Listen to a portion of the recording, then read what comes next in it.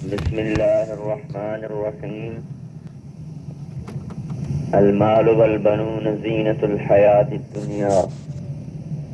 وقال تعالى: اعلموا أنما الحياة الدنيا لعب ولهو وزينة وتفاخر بينكم وتكاثر في الأموال والأولاد كمثل غيث أعجب الكفار نباته ثم يهيج فتراه مصفرا ثم يكون حطاما وفي الآخرة عذاب شديد ومغفرة من الله ورضوان وما الحياة الدنيا إلا متاع الغرور.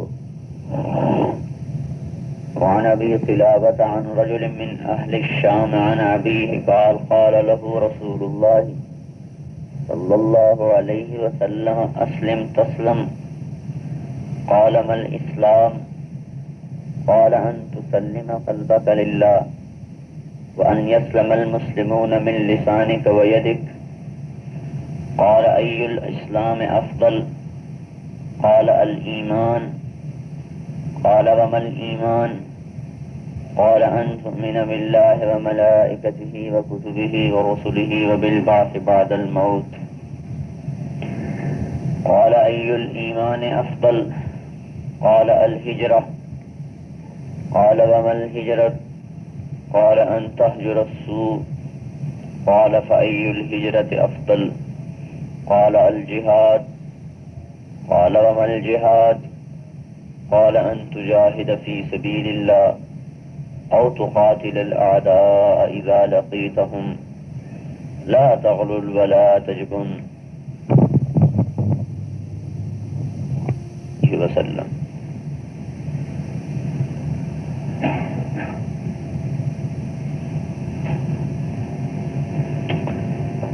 میری بہنوں اور ماؤں،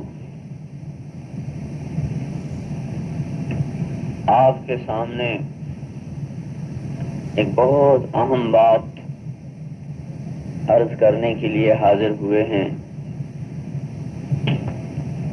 اور وہ بات وہ ہے جو صدیوں سے امت سمٹ چکی ہے، ذہنوں سے نکل گئی، خواب خیال تصور سے نکل گئی، جس بات کو بھولے ہوئے سال نہیں، 2 سال نہیں، میری بہنوں کئی 100 سال گزر گئے، مسلمان بھول گیا کہ یہ دنیا میں کیوں آیا تھا۔ نہ یہ بات آج مرد کے ذہن میں ہے، نہ یہ بات آج عورت کے ذہن میں ہے، نہ یہ بات آج کسی جوان کے ذہن میں ہے، نہ یہ بات آج کسی بوڑھے کے ذہن میں ہے۔ اور ایسا بھولے کہ یہ بھی بھول گئے کہ ہم بھولے ہوئے ہیں، جسے عربی زبان میں نسیم منسیہ کہتے ہیں۔ یا لیتنی مت قبل ھذا وکنت نسیم منسیہ، جیسے حضرت مریم علیہ السلام نے کہا تھا کہ مجھے ایسے بھلا دیا جاتا کہ میرا بھولنا بھی لوگ بھول جاتے۔ میری بہنوں، اس زمانے میں اور اس دور میں دیندار سے دیندار مسلمان اور دین سے دور مسلمان اس بات کو اتنا بھولا ہے کہ ہمیں سمجھ میں نہیں آتا کہ کہاں سے الفاظ لائیں اور کہاں سے مضمون لائیں جس کے ذریعے سے مسلمان کو اس کی بھولی بات یاد دلائیں۔ بھولا ہوا تو یاد دلانے پر یاد کر لیتا ہے، لیکن جو یہ بھی بھول چکا ہو کہ میں بھولا ہوا ہوں، اسے یاد دلانے کے لیے تو بہت سی قربانیاں دینی پڑتی ہیں۔ میری بہنوں، اور وہ بات کیا ہے جس کے لیے آج آپ کو جمع کیا؟ بہت سے یہاں ہمارے بھائی بھی جمع ہیں۔ بات یہ تھی میری بہنوں کہ یہ امت دنیا میں نہ مال کمانے آئی تھی، نہ ملک بنانے آئی تھی، نہ یہ امت دنیا میں بڑے بڑے نقشے بنانے آئی تھی۔ یہ امت حضور پاک صلی اللہ علیہ وسلم کی امت تھی اور یہ اپنے نبی کی نائب امت تھی، اور اس امت کا کام اپنے نبی کے غم اور درد کو لے کر چلنا تھا۔ اس امت کے اندر نہ ملک کے جذبے تھے، نہ مال کے جذبے تھے، نہ اس امت کی عورت کے اندر زیور بنانے کے جذبے تھے، نہ کپڑے بنانے کے جذبے تھے، اور اس امت کی عورت کے اندر نہ اپنے بچوں کے لیے بڑے بڑے خزانے جمع کرنے کے جذبے تھے۔ میری بہنوں، یہ امت اپنے نبی کے غم میں ڈوبی ہوئی تھی اور اپنے نبی کے درد میں ڈوبی ہوئی تھی، اور اس امت کے لیے حضور درد کیا لائے اور غم کیا لائے۔ آپ نے یوں فرمایا کہ میں ما اوحی الی ان اجمع المال واکون من التاجرین، میرے رب نے مجھے یہ نہیں کہا کہ پیسے جوڑو متاجر بنو، میرے رب نے مجھ سے کہا ان سبح بحمد ربک وکن من الساجدین واعبد ربک حتی یاتیک الیقین۔ میرے رب نے تو مجھے یوں کہا کہ دیکھو میری بندگی کرو، میرے نام پہ مٹو یہاں تک کہ موت تیرے پاس آئے۔ یہ درد اور غم آج امت سے نکلا ہوا ہے۔ میری بہنوں، آج ہر مسلمان، ہر مرد اور عورت مال کا دیوانہ بنا ہوا ہے، اور پیسے کی ایک دوڑ ہے جس نے ساری انسانیت کو برباد کیا ہوا ہے۔ حضور صلی اللہ علیہ وسلم یہ غم لے کر آئے تھے کہ میرا کوئی امتی جہنم میں نہ جائے اور کوئی انسان دوزخ میں نہ جائے۔ یہی درد، یہی غم اس امت کا غم تھا، یہی کام اس امت کا کام تھا کہ ہم تو بھائی پرائے ہیں، ہم اپنے نہیں ہیں، نہ ہم بیوی کے ہیں نہ بچوں کے ہیں، ہم تو اللہ کے رسول کے ہیں۔ ہمارا کام تو اللہ کے دین کو دنیا میں زندہ کرتے ہوئے مرنا ہے۔ میری بہنوں، اس وقت میں ماں اپنے بچے کو پروان چڑھاتی تھی کہ بیٹا تجھے اللہ کے کلمے کو دنیا میں بلند کرتے ہوئے مرنا ہے، اور بیوی اپنے ہاتھوں سے اپنے سر کے تاج کو روانہ کرتی تھی کہ جا چلا جا، کوئی بات نہیں، دنیا کی جدائی تو مقدر ہے، اگر تو اللہ کے نام پہ مر گیا تو جنت میں تو ملاقات ہو ہی جائے گی، اور جنت میں تو اکٹھا ساتھ ہو جائے گا۔ اس دور میں امت کے اندر سے یہ غم نکلا ہے، جو غم آپ صحابہ کو دے کر گئے اور ان کی عورتوں کو دے کر گئے کہ ساری دنیا کے انسانوں کو جہنم سے بچاؤ۔ اس وقت اس محنت کے نہ ہونے کی وجہ سے آج اللہ کی محبت کی نگاہ ہم سے ہٹی ہوئی ہے، اور اللہ پاک کے پیار کی نگاہ ہم سے ہٹی ہوئی ہے۔ حضور صلی اللہ علیہ وسلم والا غم اس امت کا غم بن جائے اور اس کے اندر سے مال کے جذبے نکل جائیں۔ آپ کو اتنا درد تھا کہ ایک ایک کے لیے روئے ہیں اور ایک ایک کی ہدایت کی فکر کی ہے۔ آپ اندازہ لگائیں، اپنے چاچے کا قاتل حضرت حمزہ رضی اللہ تعالی عنہ، وہ چاچے ہیں جو آپس میں دونوں آپ رضائی بھائی بھی تھے، ایک ہی عورت کا دودھ پیا بھائی بھی تھے، اور وہ چچا بھی تھے، اور وہ مہربان بھی تھے، اور وہ ساتھی اور مددگار بھی تھے۔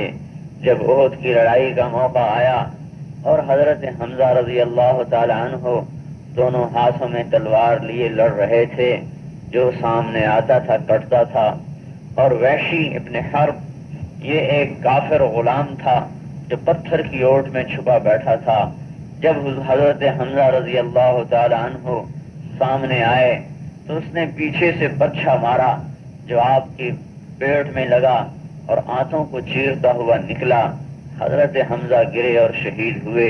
کافروں نے ناک کاٹ دیے، کان کاٹ دیے اور سینے کو چیر دیا اور اندر سے کلیجے کو نکال کے باہر پھینکا۔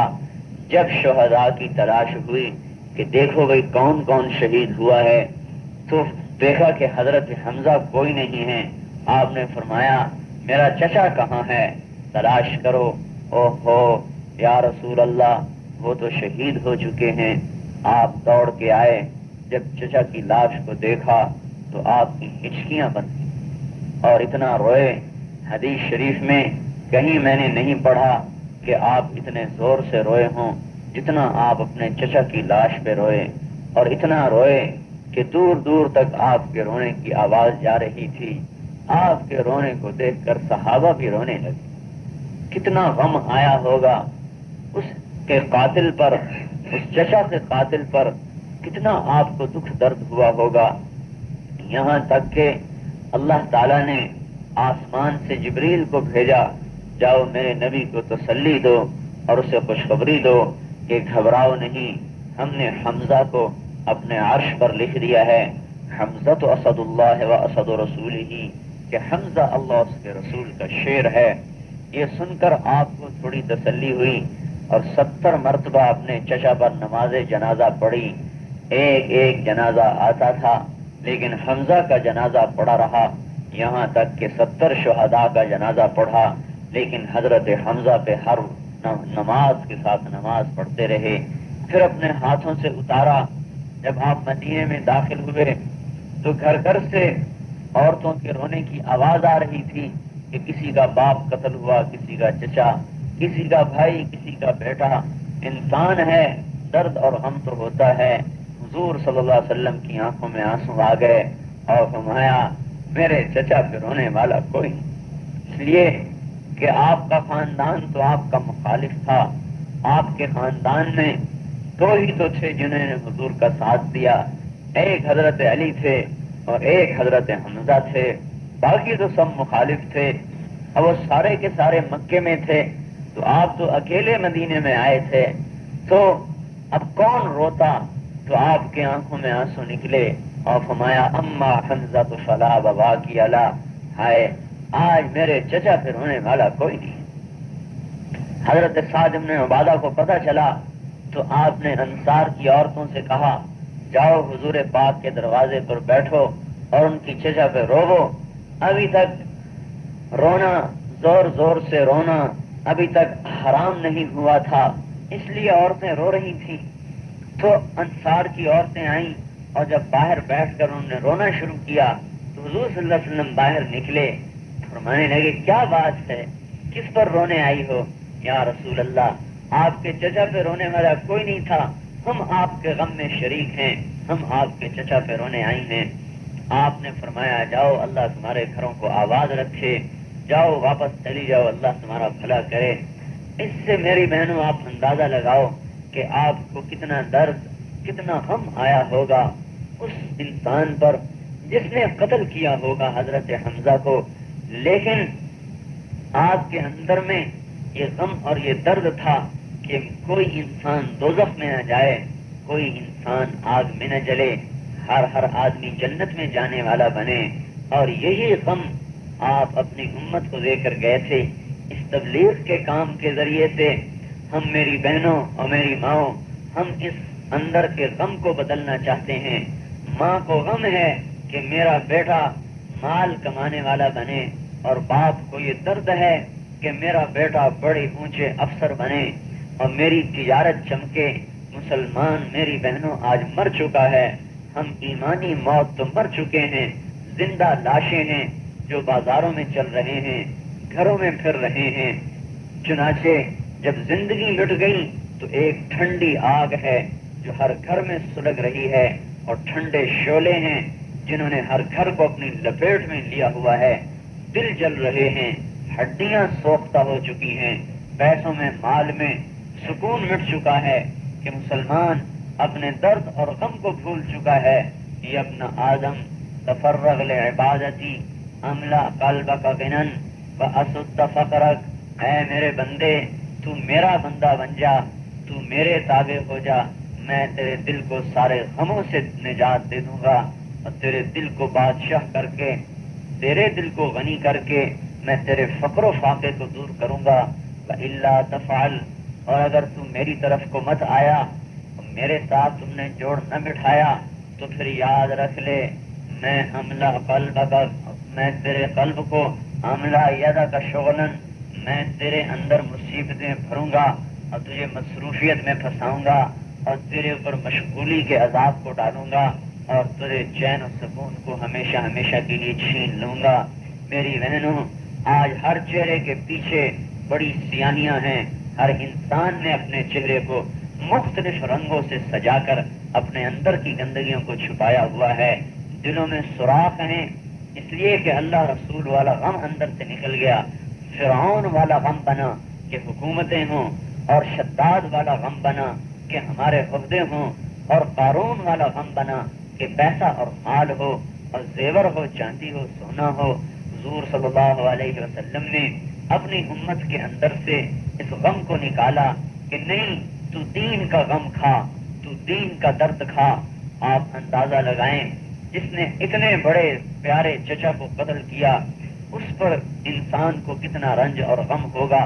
حتیٰ کہ حضور پاک صلی اللہ علیہ وسلم نے جب مکے کو فتح کیا تو فرمایا وحشی جہاں ملے اسے قتل کرو. وحشی بھاگ کے طائف چلا گیا کہ میری اب نجات نہیں ہے، میں کہاں بھاگوں گا. لیکن قربان جائیں، قیامت تک کے لیے امت کو یہ بتانا تھا کہ میرے درد اور غم کو دیکھو کہ میں کس غم کو لایا ہوں. چچے سے قاتل کو، اور جس سے 10 برس اسلام کی دعوت بھی دی جا چکی ہے، آپ نے مدینے سے خصوصی طور پر ایک آدمی کو بھیجا وحشی کے پاس، اور اسے پیغام بھیجا، اے وحشی، اگر تو کلمہ پڑھ لے گا تو بھی جنت میں چلا جائے گا اور تو بھی دوزخ سے بچ جائے گا. ارے وحشی کلمہ پڑھ لے. آج مسلمان کو کوئی مسلمان تھوڑا تانا دے دے تو ساری زندگی کے لیے بائیکاٹ ہو جاتے ہیں. یہاں چچے کا قاتل ہے اور اسے اللہ کا حبیب پیغام بھیجتا ہے کلمہ پڑھ لے، ارے تو جنت میں چلا جائے گا. وہ آگے نخرے کرتا ہے، کہتا ہے مجھے کلمہ پڑھنے سے کیا ملے گا، میں نے تو شرک کیا، اور میں نے تو قتل کیے، اور میں نے تو اور بڑے برے کام کیے.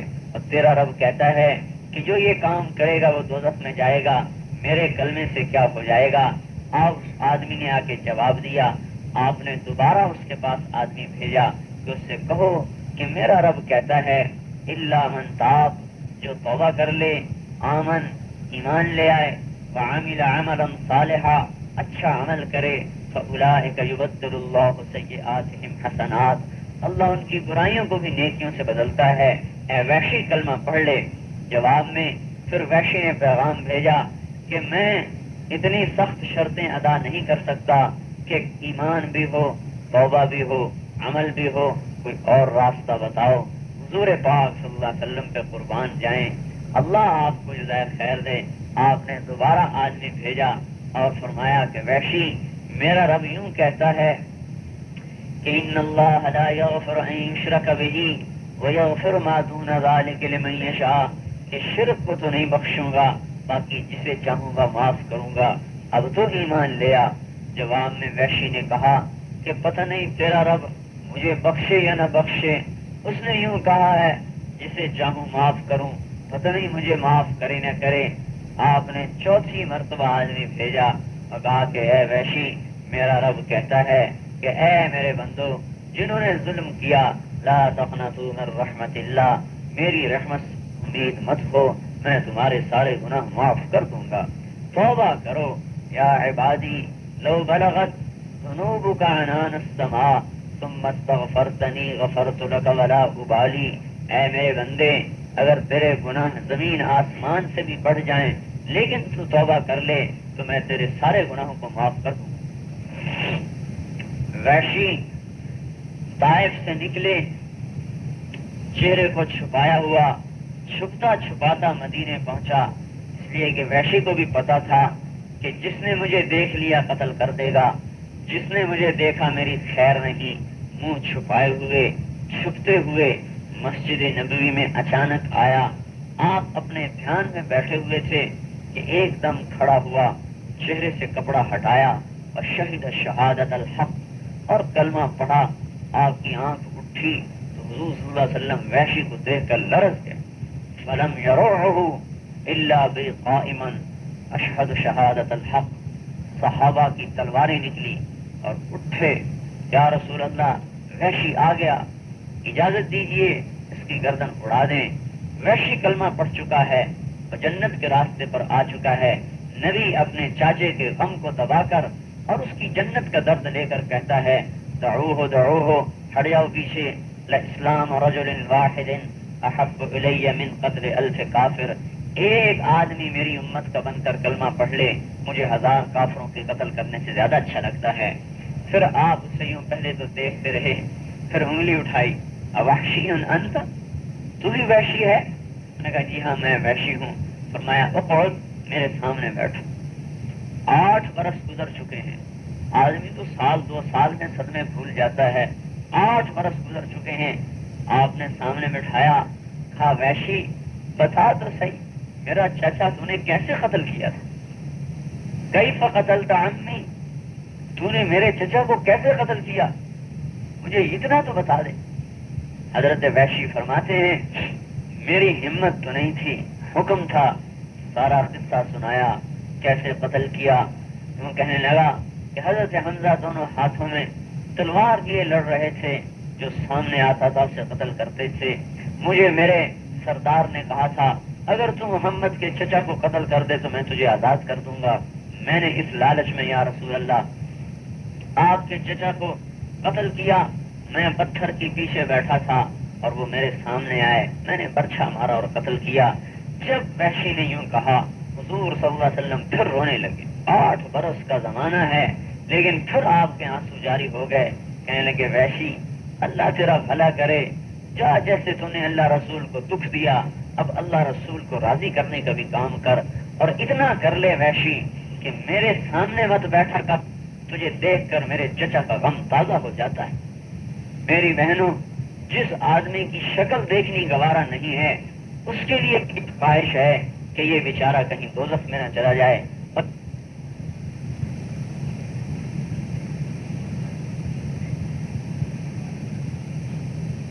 پاک صلی اللہ علیہ وسلم والا درد یہ نکل گیا۔ جب مال کمائے، عورتیں آج کی مسلمان عورت اپنے خامن کو ابھارتی ہے کہ تو کیوں نہیں کماتا جیسے فلاں کماتا ہے، تو کیوں نہیں اپنے بچوں کے لیے بناتا جیسے فلاں بناتا ہے۔ میرے بہنوں، میری بہنوں، صحابہ کی عورتیں یہ نہیں کہتی تھیں، وہ تو اپنے بیٹوں کو یوں کہتی تھیں تو کیوں نہیں اللہ کے راستے میں جا کے مرتا جیسے فلاں مرتا ہے، تو کیوں نہیں اللہ کے راستے میں نکلتا جیسے فلاں نکلتا ہے۔ حضرت عاتقہ بڑی خوبصورت تھی اور بڑی مشہور تھی، علم میں بھی شعر و شاعری میں بھی۔ حضرت ابوبکر صدیق کے بیٹے سے شادی ہوئی، عبداللہ ابن ابی بکر، وہ بھی بڑے خوبصورت جوان تھے، 30 برس کی عمر تھی۔ شادی ہوئی تو بیوی کی محبت میں ایسے گرفتار ہوئے کہ اللہ کے راستے میں نکلنے میں سستی آنے لگی اور دین کو پھیلانا چھوڑ دیا۔ آپ کو جمع کرنے کا مقصد واعظ اور نصیحت نہیں ہے، ایک کام کی طرف متوجہ کرنا ہے کہ مسلمان سے آج اللہ کے دین کی نقل و حرکت چھوٹی ہوئی ہے اور اللہ کے دین کو لے کر دنیا میں پھرنا چھوٹا ہوا ہے۔ دکانوں کی دوڑ، دفتر کی دوڑ، پیسے کی دوڑ، یہ اس امت کی بربادی کے سامان ہیں۔ نہیں، تم تو اپنے خامنوں کو ابھارو کہ اپنی آخرت بناؤ، دنیا تو مقدر کی مل جائے گی۔ تم اے میرے بیٹے تو اپنی آخرت بنا، اپنی دنیا کی فکر نہ کر۔ تیرا رزق اس وقت لکھا گیا جب تو میرے پیٹ میں تھا تو تیرے رب نے تیری روزی لکھ دی تھی، اب تو اپنی روزی کا فکر نہ کر، تو اپنی آخرت کی فکر کر تاکہ تیری آخرت بنے اور ہم بھی تیرے ساتھ جنت میں جا سکیں۔ تو اتنی خوبصورت بیوی اور اتنی شاعرہ، حضرت عبداللہ سست پڑنے لگے، باہر نکلنے میں جانے میں سستی آنے لگی۔ حضرت عاتقہ ترغیب تو دیتی لیکن بیوی کی محبت جب غالب آئی تو ابو بکر صدیق رضی اللہ تعالیٰ عنہ نے کہا بیٹا تو عورت کی محبت میں اپنے فرض سے غافل ہو گیا، اپنے منصب سے غافل ہو گیا، کیا تو اس لیے آیا ہے کہ گھر میں بیٹھے؟ نہیں نہیں، کلمے کو ساری دنیا میں بلند کرنا ہے، یہ بیوی تیرے گھر میں نہیں رہ سکتی، اسے طلاق دے دو جس نے تجھے اللہ کے راستے میں نکلنے سے روکا۔ اب حضرت عبداللہ کی ہمت نہ پڑے، اتنی میاں بیوی کی محبت، اور ادھر ابو بکر جیسا باپ کہ جس کی ناراضگی اللہ کی ناراضگی تھی اور جس کی ناراضگی رسول کی ناراضگی تھی۔ میری بہنوں، اس وقت کے مرد اور عورت اپنے جذبے پر نہیں چلتے تھے، اللہ رسول کی منشا کو دیکھتے تھے۔ جب حضرت عبداللہ نے دیکھا کہ باپ ناراض ہیں اور یہ ناراض ہیں تو اللہ کا رسول ناراض ہے، اور اللہ کا رسول ناراض ہے تو اللہ ناراض ہے، تو بیوی کو طلاق دے۔ اور غم میں پریشان ایک مرتبہ لیٹے ہوئے، پتہ نہیں ہے کہ حضرت ابوبکر صدیق پیچھے ہیں، تو الشعر پڑھ رہے تھے اعاتق لا انساک ما در شارق وما ناح قمر الحمام المطوقا اعاتق قلبی کل یوم ولیلۃ الیک بما تخفی النفوس معلقا. اے عاتق، جب تک سورج چمکتا رہے گا اور جب تک مشرق سے مغرب میں نکلتا اور ڈوبتا رہے گا، تیری یاد میرے دل میں تازہ رہے گی. اور موت تو آئے گی لیکن تیرا غم مجھے نہیں بھولے گا. حضرت ابوبکر صدیق نے جب یہ اشعار سنے، اچھا بیٹا تو دوبارہ رجوع کر لے، شادی کر لے. دوبارہ رجوع کر لیا، شادی ہو گئی. وہ تو صرف تنبیہ کے لیے تھا. پھر تو کبھی ایسا موقع نہ آیا کہ عبداللہ بیوی محبت میں پیچھے ہٹا. چنانچہ طائف کے میدان میں حضرت عبداللہ کے سینے میں تیر لگا اور اسی زخم میں 30 برس کی عمر، جوان بیوی، خود بھی جوان، جذبے بھی جوان اور شہوت بھی جوان، سارے جذبوں پر اللہ رسول کی محبت غالب آئی اور اللہ کے دین کو دنیا میں پھیلانا غالب آیا. طائف کے میدان میں سینے میں تیر لگا اور اسی زخم میں تڑپتے تڑپتے جان نکلی.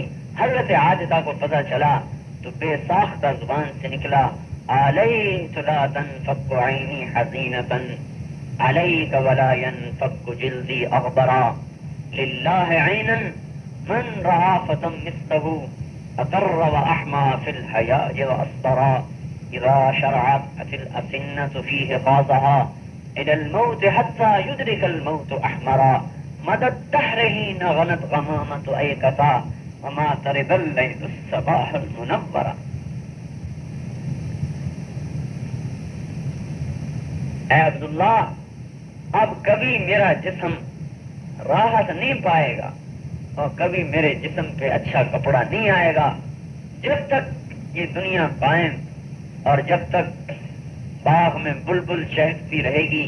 تیری یاد بھی میرے دل میں ہمیشہ رہے گی. لیکن یہ نہیں کیا کہ اپنے خامن کو پکڑ کے بٹھا لیا ہو، بیٹھ جا تو بیٹھ جا، کہاں جاتا ہے مجھے چھوڑ کر. نہیں، ان کے سامنے یہ تھا کہ موت تو برحق ہے، الموت حق والحیات باطل، موت حق ہے اور زندگی باطل ہے اور دنیا میں کبھی وصال نہیں ہے، دنیا میں فراق ہی فراق ہے. حضرت جبریل علیہ السلام تشریف لائے، حضور پاک صلی اللہ علیہ وسلم کی خدمت میں آئے اور عرض کیا یا رسول اللہ، اللہ تعالیٰ فرما رہے ہیں عش ما شئت فإنک میت. اے اللہ کے نبی، کتنی زندگی چاہتے ہیں، جتنی چاہتے ہیں لے لیجئے، موت آپ کو بھی آئے گی. وأحبب من شئت فإنک مفارقہ، اور آپ کس سے محبت کرتے ہیں، جس سے بھی محبت کر لیجئے، یقیناً ایک دن آپ کو جدا ہونا پڑے گا. جدائی یقینی ہے، دنیا میں وصال نہیں ہے، دنیا میں فراق ہے، آخرت میں وصال ہے. دنیا میں جدائی ہے، آخرت میں ملاپ ہے. میری بہنوں، آج یہ غم اندر سے نکلا ہوا ہے اور یہ درد اندر سے نکلا ہوا ہے. ہمیں یہ گلا نہیں ہے کہ لوگ نماز نہیں پڑھتے، لوگ روزے نہیں رکھتے اور عورتیں نماز نہیں پڑھتی اور روزے نہیں رکھتی. نہیں، ہمیں یہ درد اور غم ہے کہ آج مسلمان کے اندر سے اللہ کے دین کو دنیا میں پھیلانے کا جذبہ مٹا ہوا ہے. نماز پڑھ کے بھی وہ مال کو کمانے کی سوچتا ہے اور حاجی ہو کر بھی وہ مال کمانے کو سوچتا ہے، اور ہمارے جیسا مولوی بن کے بھی اس کے اندر میں دنیا چمکتی اور دمکتی ہے، مال کے جذبے ہیں. میری بہنوں، اللہ کے حبیب کی بد دعائیں ہیں. اللہ کی قسم، دنیا کی محبت کے ساتھ اور دنیا کے عشق کے ساتھ اور مال کی کمائی کے جذبے کے ساتھ ہماری نمازیں ہمیں جنت میں نہ لے جا سکیں گی. آپ نے فرمایا کم من شاب من امتی، کتنے میری امت کے جوان ہوں گے جنہیں پکڑ پکڑ کے دوزخ میں پھینکا جائے گا اور وہ کہیں گے واہ شبابا، ارے کوئی تو ہماری جوانی پہ ترس کھائے. لیکن کہا جائے گا نہیں، تم کلمے کے بے عزتی کرنے والے تھے. کلمے کی بے عزتی کیا ہے کہ جب آدمی کلمے پر دنیا کی محبت کو غالب کر دیتا ہے تو یوں کہا جاتا ہے کہ یہ کلمے کی توہین کرنے والا ہے، چاہے یہ نمازی ہے اور رات کا تہجد گزار ہے اور ہر سال عمرہ اور حج کرتا ہے، لیکن یہ کلمے کی ہتک کر رہا ہے کہ یہ دنیا کی محبت میں گرفتار ہے، اس کے سامنے آخرت نہیں ہے.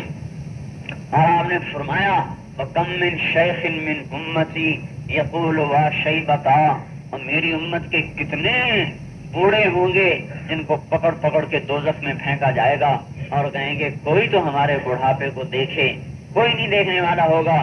وَكَم مِّن نِّسْوَةٍ مِّنْ أُمَّتِي يَقُولُ وَاحَتَّ سِتْرَا وَبَا فَضِيحَتَا، کتنی میری امت کی عورتیں ہوں گی جنہیں ننگا کر کے اور ان کے سروں کے بال سے پکڑ پکڑ کے دوزخ کی آگ میں پھینکا جائے گا، اور وہ پکاریں گی ارے کوئی ہمارا پردہ کر دے اور کوئی ہمیں دوزخ سے بچا لے، لیکن کہا جائے گا تم نے دنیا میں کلمے کی توہین کی، آج تمہیں ننگا کیا جائے گا اور آج تمہیں دوزخ کی آگ کا مزہ چکھایا جائے گا۔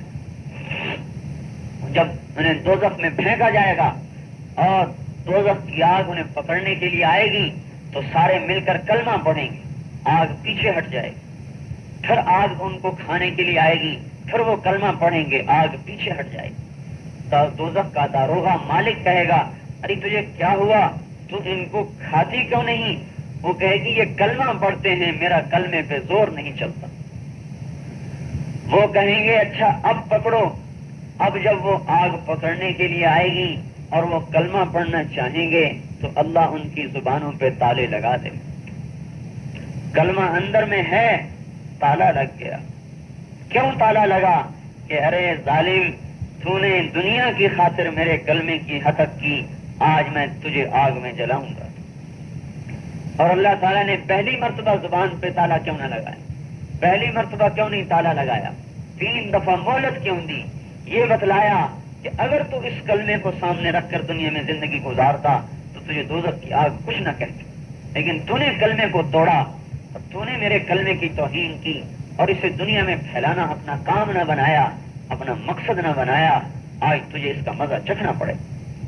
یہ درد اور یہ غم آج اچھے اچھے نمازیوں سے نکلا ہوا ہے اور اچھے اچھے دینداروں سے نکلا ہوا ہے، سب پر کمائی کا بھوت سوار ہے، اور کمائی کمائی کمائی، دولت دولت دولت۔ پھر میرے میں اور کافر میں کیا فرق ہے؟ میں بھی کہتا ہوں پیسہ ہو، کافر بھی کہتا ہے پیسہ ہو، مسلمان عورت بھی کہتی ہے پیسہ ہو اور ایک کافر عورت بھی کہتی ہے پیسہ ہو، تو پھر میں ایک مسلمان عورت کے دل میں اور ایک کافر عورت کے دل میں کیا فرق ہے؟ اور ایک مسلمان مرد کے دل میں اور ایک کافر مرد کے دل میں کیا فرق ہے؟ میری بہنوں، صحابہ نے اور ان کے بیوی بچوں نے مال جان قربان کیے ہیں، ایمان قربان نہیں کیے، اور قیامت تک کے لیے بتا دیا کہ ہماری زندگی کا مقصد اللہ کے کلمے کو بلند کرنا ہے، ہم دنیا میں کاروبار کے لیے نہیں آئے۔ مائیں اٹھا اٹھا کے بھیجتی تھی جا بیٹا چلا جا، اے خامن اے میرے گھر والے نکل تو اللہ کے راستے میں جا، بے شک تیری جدائی بڑی شاق ہے۔ ارے میری بہنوں، اگر اس زمانے کی عورت اپنے سینے پر پتھر نہ رکھتی تو آج دنیا میں کوئی کلمہ پڑھنے والا نہ ہوتا۔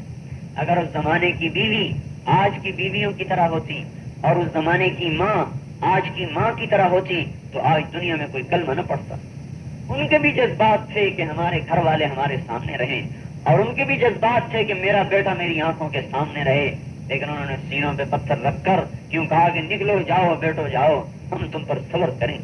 حضرت ام فضل کے 10 بیٹے تھے، ام فضل کے 10 بیٹے، اور ایک بھی ماں کے سامنے نہیں مرا۔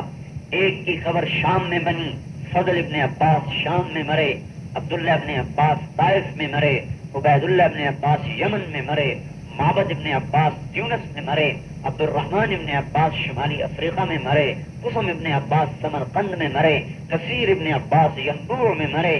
ماں نے ایک بیٹے کو بھی اپنی آنکھوں کے سامنے مرتے نہیں دیکھا۔ اگر اس وقت کی مائیں یہی کہتی کہ ہمارے بیٹوں کے بھی کاروبار بنے اور ہمارے بیٹیوں کے بھی زیور بنے تو میری بہنوں آج دنیا میں دین نہ آتا۔ ان کے گھر تو خالی تھے، ان کے گھروں میں روٹی کھانے کو نہیں تھی، لیکن وہ سارے عالم میں کلمے کو پھیلا کے دکھا گئے۔ اوروں کا کیا کہنا، نبی کا گھر، نبی کا گھرانہ ہے اور نبی کی بیٹی ہے اور سب سے لاڈلی بیٹی ہے اور سب سے پیاری بیٹی ہے۔ یوں فرمایا فاطمہ تو بضعۃ منی، فاطمہ میرے دل کا ٹکڑا ہے۔ یوں فرمایا فاطمہ تو بضعۃ منی، فاطمہ میرے دل کا ٹکڑا ہے۔ جس نے فاطمہ کو تکلیف دی اس نے مجھ کو تکلیف دی، اور جس نے فاطمہ کو خوش کیا اس نے مجھ کو خوش کیا۔ ایسی حبیب، ایسی محبوب، ایسی پیاری بیٹی، کیا کوئی باپ نہیں چاہے گا کہ میری بیٹی بھی اچھے گھر میں شادی ہو اور میری بیٹی بھی اچھا کھائے اور اچھا پہنے اور اچھا پیے؟ اور حضرت حسن اور حسین کو فرمایا ریحان طیہ کہ حسن حسین میری آنکھوں کی ٹھنڈک ہے، انہیں دیکھ کر مجھے سکون آتا ہے. اور اتنی محبت تھی کہ ایک مرتبہ آپ جمعے کا خطبہ دے رہے تھے اور حضرت حسن کھیلتے کھیلتے مسجد کے دروازے کے سامنے آ گئے. آپ نے خطبے کو چھوڑ دیا اور دوڑ کے حضرت حسن کو گود میں اٹھایا اور آ کر ممبر کے اوپر بٹھا کر پھر خطبے کو شروع فرمایا. لیکن میری بہنوں، اتنی محبت ہونے کے باوجود گھر میں آتے ہیں تو دونوں بیٹے رو رہے ہیں. ارے فاطمہ میرے بیٹے کیوں رو رہے ہیں؟ یا رسول اللہ کھانے کو رو رہے ہیں، کچھ ہے نہیں کھانے کو. کہا تو دودھ ہی پلا دو. کہا اے یا رسول اللہ میں کچھ کھاؤں تو میری چھاتیوں میں بھی دودھ آئے، ادھر بھی دودھ خشک ہے. پھر آپ نے ایک کو اٹھایا اور اپنی زبان مبارک کو اس کے منہ میں ڈالا. وہ چوستے رہے یہاں تک کہ چپ ہو گئے. پھر دوسرے کو اٹھایا اور اس کے منہ میں اپنی زبان کو دیا اور وہ چوستے رہے یہاں تک کہ چپ ہو خاموش ہو گئے. پھر آپ نے فرمایا اے بیٹی میرے رب نے تو مجھ سے کہا تھا کہ چاہو تو سونے چاندی کے پہاڑ تجھے دے دوں، لیکن میں نے خود ہی انکار کر دیا.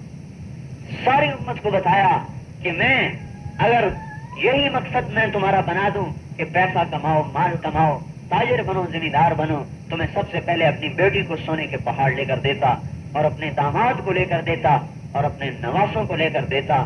ایسا نہیں کیا اور دعا مانگی کہ اے اللہ اجعل رزق آل محمد قوتا، میری اولاد کو ہمیشہ کے لیے ان پر رزق کی فراوانی کبھی نہ ہو. قیامت تک کے لیے اپنی اولاد کے لیے دعا کرتی کہ یا اللہ میری اولاد پہ رزق کی فراوانی نہ ہو، کہ کہیں یہ سرکش نہ ہو جائے اور کہیں یہ بگڑ نہ جائے. اسی لیے کبھی بھی حضور پاک صلی اللہ علیہ وسلم کے خاندان میں اللہ تعالیٰ نے حکومت کو نہیں آنے دی. بیٹی بیمار، بھوک، فاقے، بیماریاں، پتا چلا کہ بیٹی بیمار ہے تو گھر میں تشریف لائے. ساتھ میں حضرت عمران ابن حسین بھی تھے. کہا بیٹی میں اندر آؤں؟ میرے ساتھ عمران بھی ہے. کہا ابا جی میرے گھر میں اتنا کپڑا نہیں ہے جس سے میں اپنے چہرے کو چھپا کے پردہ کر سکوں. ارے آج تو تمہارے گھروں میں پردے لٹکے ہوئے ہیں، ہزاروں روپے کے پردے لٹک رہے ہیں اور ہزاروں روپے کے قالین بچھے ہوئے ہیں، لیکن محمد کی بیٹی کے گھر میں ایک رومال نہیں ہے جس سے وہ چہرے کو چھپا سکے. حضور صلی اللہ علیہ وسلم نے اپنے موڈے سے چادر کو اتارا، اندر بھیجا، بیٹی چادر اوپر لے لے. اپنی چادر اندر بھیجی، آپ نے چادر اوپر لی، آپ اندر تشریف لائے. بیٹی کیا بات ہے؟ حضرت فاطمہ رونے لگی. یا رسول اللہ کیا کروں، بیمار بھی ہوں، تکلیفیں بھی ہیں اور اوپر سے فاقے بھی ہیں. حضور صلی اللہ علیہ وسلم کی آنکھوں میں آنسو آ گئے اور رونے لگے اور فرمایا بیٹی مت رو، تیرا باپ بھی 3 دن سے بھوکا ہے. یوں فرما دیا اے فاطمہ بس خوش ہو جا، اما ترضین ان تکونی سیدۃ نساء اہل الجنہ. اے فاطمہ تو کیوں گھبراتی ہے؟ 4 دن کی کھیل ہے اور 4 دن کی زندگی ہے، تو خوش ہو جا، تجھے میرے رب نے جنت کی عورتوں کا سردار بنا دیا ہے. میری بہنوں آخرت کے جذبے بنائے، عورتوں کے اندر سے بھی نکال دیا جذبہ دنیا کا اور دنیا کے حرص کا اور دنیا کے لالچ کا اور زیور کا اور سونے اور چاندی کا. اور مردوں کے اندر سے بھی جذبے نکال دیے کمائیوں کے اور محل اور مکانات بنانے کے. آج دکھ سے کہنا پڑتا ہے اور درد سے کہنا پڑتا ہے، کماتے کماتے کماتے جب بال سفید ہو جاتے ہیں تو اونچے اونچے بنگلے کھڑے کر کے اپنی ساری دولت کو برباد کر کے دکھاتے ہیں کہ ہم بڑے بن گئے. اللہ تعالیٰ جس کے مال کو برباد کرنے کا ارادہ کرتا ہے اور اللہ تعالیٰ جس کے مال کو مردود کرنے کا ارادہ کرتا ہے اس کے مال سے بنگلے بنواتا ہے اور اس کے مال سے بڑے بڑے محل بنواتا ہے. اور حدیث میں آیا کہ اللہ جس کے مال کو ٹھکراتا ہے اسے گارے مٹی میں لگا کر محلات بنواتا ہے.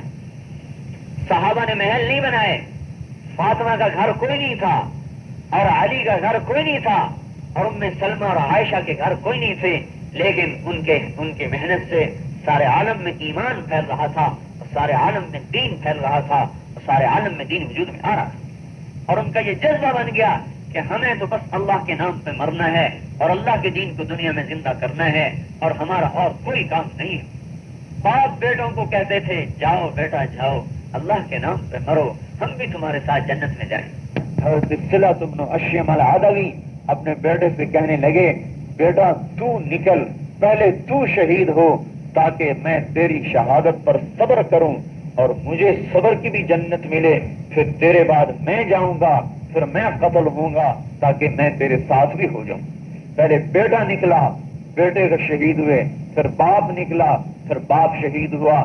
جب خبر ملک شام میں پہنچی کہ باپ بیٹا شہید ہوئے تو رابعہ عدویہ یہ بیوی تھی، محلے کی عورتیں آنے لگی تعزیت کے لیے تو حضرت رابعہ نے کہا ان کنتن جئتن تعزیننی، اگر تم آئی ہو میری تسلی اور میری تعزیت کے لیے تو سب واپس چلی جاؤ، وَإِن كُنتُنَّ جئتن لتهنئننی، اور اگر تم مجھے مبارک دینے آئی ہو کہ میرا بیٹا اور خامن دونوں جنت کے حقدار بن گئے ہیں، مبارک تو دو، مجھے غم نہ دو، مجھے غم نہیں ہے اس لیے کہ میرا خامن اور بیٹا اللہ کے راستے میں جان قربان کر کے جنت والا بن چکا ہے، مجھے خوشخبری دو، مجھے مبارک دو۔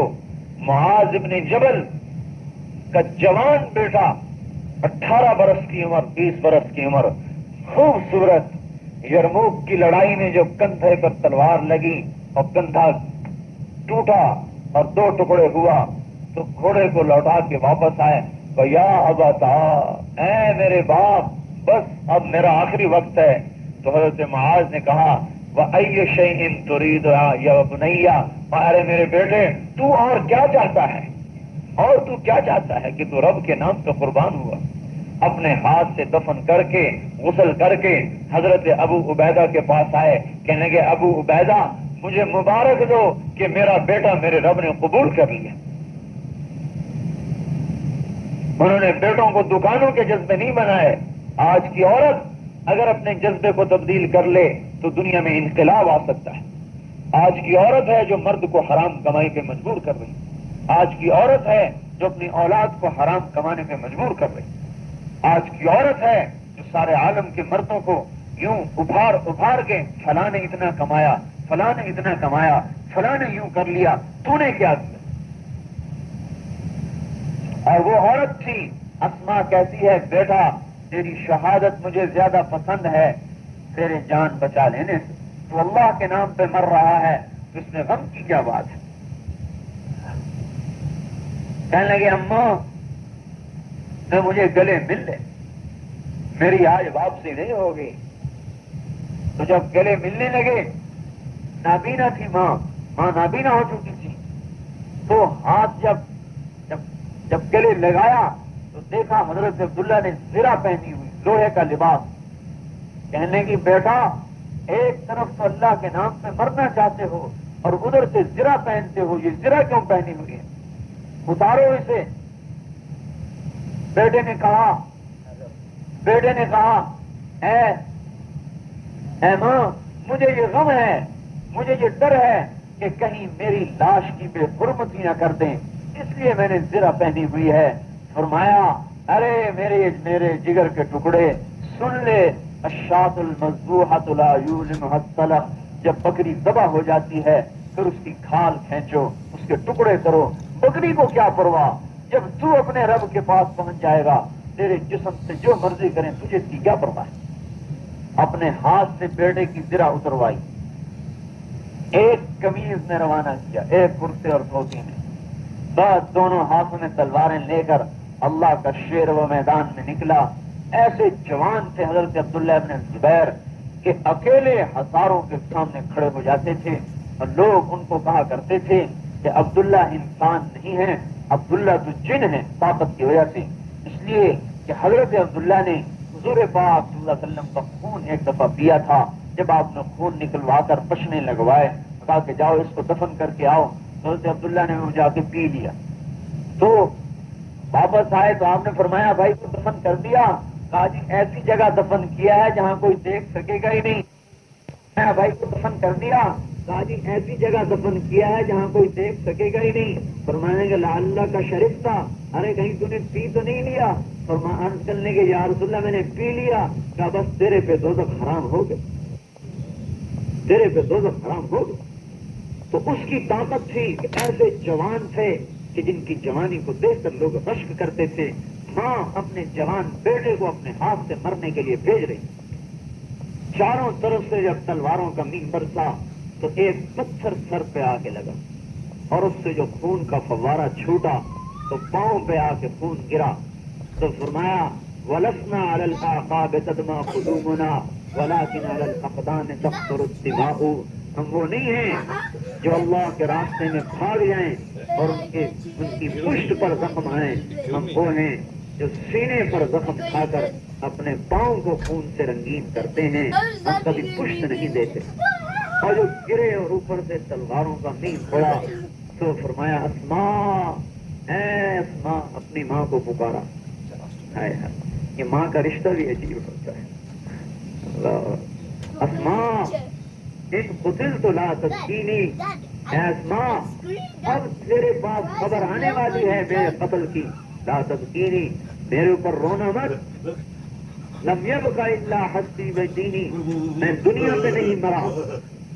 ہائے، آج کا مسلمان دنیا پہ مر رہا ہے، انگلستان سے تابوت آ رہا ہے کہ جی فلاں مر گیا، اب اس کا تابوت آ رہا ہے، اجی انگلستان کیوں گیا تھا؟ اجی کمائی کے لیے گیا تھا۔ امارات سے تابوت آ رہے ہیں،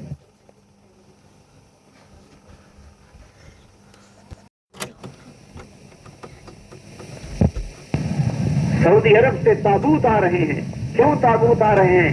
کمائی کرنے گیا تھا، مر گیا، وہاں سے تابوت آ رہے ہیں۔ کمائی کے لیے مسلمان نہیں جاتے تھے، مسلمان بے غیرت نہیں تھا کہ کمائی کے لیے دھکے کھاتا تھے، مسلمان غیرت والا تھا، اللہ کے نام پہ مرتا تھا۔ دولت تو اس کے پاؤں کی غلام، تو اس کے پاؤں کی جوتی تھی۔ اے ماں، میں نے اپنے حسب کی حفاظت کی ہے اور میں نے اپنے دین کی حفاظت کی ہے اور میں نے تیرے ساتھ عہد کو نبھایا ہے، اب میری موت پہ رونا نہیں۔ انہوں نے قتل کر کے لاش کو سولی پہ لٹکا دیا، لاش کو سولی پہ لٹکا دیا۔ کئی دن گزر گئے، لاش سولی پہ لٹکی ہوئی ہے۔ حضرت اسماء کا ایک آنسو نہیں نکلا۔ ایک مرتبہ وہاں سے گزر ہوا تو کہا جی عبداللہ لٹکا ہوا ہے۔ کہنے لگے اچھا، ابھی اس سوار کے اترنے کا وقت نہیں آیا، ابھی اس سوار کے اترنے کا وقت نہیں آیا۔ پھر لکھا ارے ظالموں، اس کی لاش کو کیا کرو، یہ تو میرے حوالے کرو کہ میں اپنے ہاتھ سے اسے دفن کروں۔ تو چنانچہ انہوں نے لاش کو دے دیا، اپنے ہاتھ سے اوپر کھڑے ہو کر غسل دلوایا، کفن دلوایا، ہاتھ سے دفن فرمایا، اور پھر ایک ہفتے کے بعد خود بھی انتقال ہو۔ صدمہ تھا، ایک ہفتے کے اندر خود بھی آگے چلی۔ تو ہم آپ کے پاس کوئی بات نصیحت کرنے نہیں ہے، میں آپ حضرات سے بھی کہہ رہا ہوں کہ ہمارے اندر میرے بھائیوں آج کمائی کے جذبے ہیں، ایمان کے جذبے نہیں ہیں، مر چکے ہیں۔ آج ہم مسلمان کی حیثیت سے زندہ نہیں ہیں، کوئی تاجر بن کے زندہ ہے، کوئی سرافہ بازار کا بیوپاری بن کے زندہ ہے، کوئی نمک منڈی کا تاجر بن کے زندہ ہے، کوئی امپورٹ ایکسپورٹ کا تاجر بن کے زندہ ہے، اور کوئی ڈاکٹر بن کے زندہ ہے، اور کوئی انجینئر بن کے زندہ ہے، کوئی محمد والا بن کے کوئی نہیں نظر آتا۔ جذبے ہی مر گئے، کیونکہ ہم نماز پڑھتے ہیں، ہم روزے رکھتے ہیں، ہم نے یہ کیا ہے، ہم نے وہ کیا ہے، ہاں بھائی سب کچھ کیا ہے، لیکن رسول کے غم کو اپنا غم نہیں بنائے۔ میرے بھائیوں، ہم یوں کہہ رہے ہیں تبلیغ کیا ہے؟ ایک غم ہے، ایک درد ہے کہ مسلمان کے اندر سے دنیا کا جذبہ نکل کر اللہ کے دین کو دنیا میں پھیلانے کا جذبہ زندہ ہو جائے۔ جو کہ میری قبر گھر میں نہ بنے، میری قبر دنیا کے آخری کنارے میں بنے۔ مانگا کرتے تھے کہ اے اللہ دور سے دور ہماری قبروں کو بنا دے، دور سے دور ہمیں اپنے راستے میں موت دے دے، کہ جہاں جا کر یہ مرے گا وہاں سے لے کر اس کے گھر تک اللہ پاک ایک موتی کا محل بنائے۔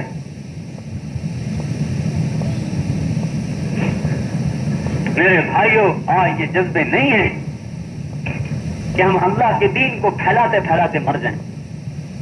بیوی سامنے، بچے سامنے، حضرت جعفر ابن ابی طالب 33 برس کی عمر،